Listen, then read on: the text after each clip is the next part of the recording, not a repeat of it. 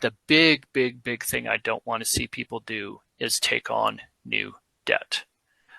Oftentimes, your pre-approval is based on what your current debt ratios are. You add a new vehicle, maybe it's only a payment of $250 per month. That might be the difference between qualifying and not qualifying for a house.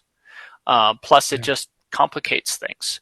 So if you're adding new debt, that's not a good thing. And this would be all the way up through the day of closing. So don't buy a new vehicle. Don't buy furniture for your new house and put it on credit.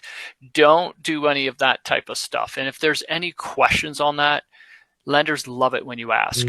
At least I love it when people ask. It's like, you know what? I need to buy this. I'm using my existing credit card. Okay, not a big deal. I need to buy a new car because it blew up and I need to go to work. It's like, okay, let's rework this because that's an urgent need. So again, that communication. Yeah. And also too, don't look too much out of your price range. Yeah. Because honestly, more expensive houses look better than cheaper houses. 100%. So you got to make sure that you kind of be budgetarily realistic with all of that. So those are the big things I like to see. What about from your standpoint, kind of as you're shopping? Is there a couple things that you want to make sure they do or don't do?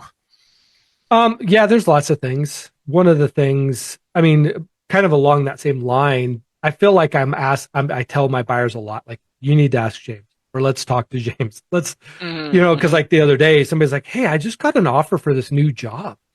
And we're out looking at a house. I'm like, yes.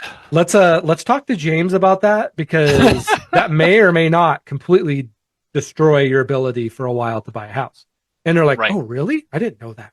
And so like having those conversations, like the car things, the furniture things, those are always good.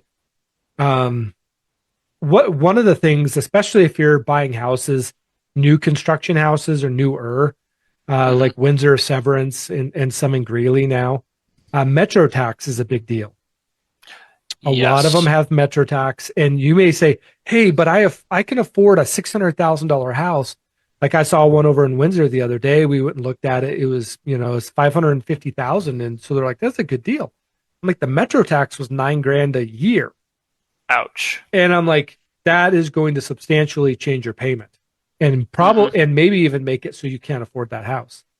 Right. And so that's another reason why, keeping that conversation going with you is really, really important.